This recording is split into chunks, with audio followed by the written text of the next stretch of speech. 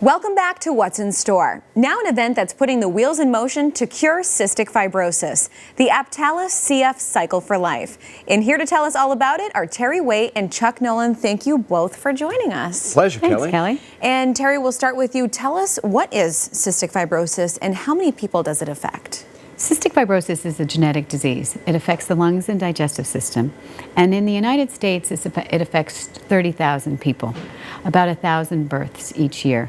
So being that it's a genetic disease, we have a lot of people who get involved in it because their family is affected by it, which really means a lot in the quest for the cure, which is certainly our mission.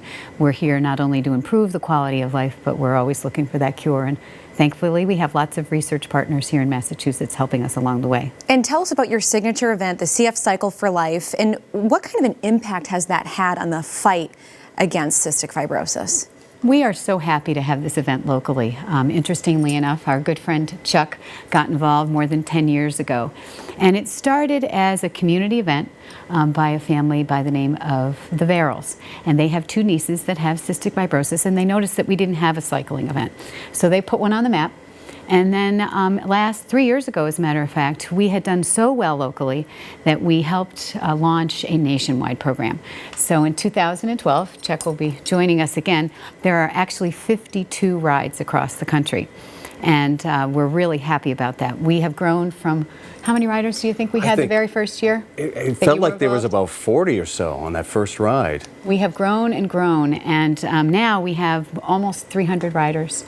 Now, isn't it one of the biggest rides in the country? It was the biggest last year. The biggest ride. Yes. Wow. So that was really exciting for us. And you know, as the event grows, our impact on research gets that much more significant.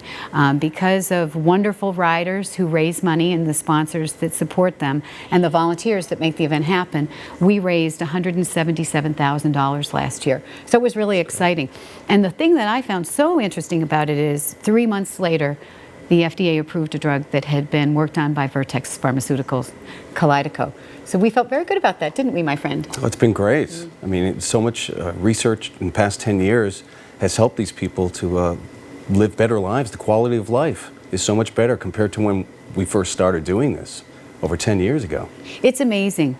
The life expectancy is now 37 years of age. And there are 3 rides that people can participate in. You don't have to be an avid cyclist necessarily to participate in the Cycle for Life. That's right. We have the 12, 30, and the 65. Yep. Now, which do you do? Well, I have done the 65 in the past because you were probably looking at my monster muscles in my You're a legs here. cyclist. I know you, Chuck. You're a cyclist. My kids are riding in it too. And 2 years ago, my son Jack, who was 8 at the time, did the 12-miler on like a Huffy bike with no gears, just pedaling away, had a great time. So my daughter's going to be joining us this year as well. And Lisa Hughes from WBZ-TV News is going to be riding as well. And as Terry said, it's been over 10 years that you've been participating, Chuck. I know from WZLX, obviously heavily involved with the event. The significant research that's happened in that time, is that part of the motivation that keeps you going back every year? Yes, it feels like it's changed so quickly too. Over 10 years sounds like a long amount of time, but now we have riders doing the 65-mile ride who have CF, which wouldn't be even a thought 10 years ago. So absolutely, the ride gets bigger and bigger every year. It's a great event, great people. We ride, and afterwards we have a big barbecue. And It's great. It's a full-service ride. It starts with breakfast from Dunkin' Donuts, and then we move on to wonderful ride support from our friends at Landry's. They make sure everybody's safe on the 12, the 30, and the 65. And then we have the barbecue that awaits. And this year we have John Harvard's Brewery is putting out a beer for us. It is named, do you remember? I don't. It's named Ellie's Brave Brew. Oh, and it okay. is named for one of our teams that had the largest number of riders back in June. So it's going to be a lot of fun. Ellie, of course, is too young to taste it, but she does have cystic fibrosis, and her family cycles with us and raises lots of money to help promote the ride and research. And how easy is it to get involved in the ride? Because you don't necessarily have to ride.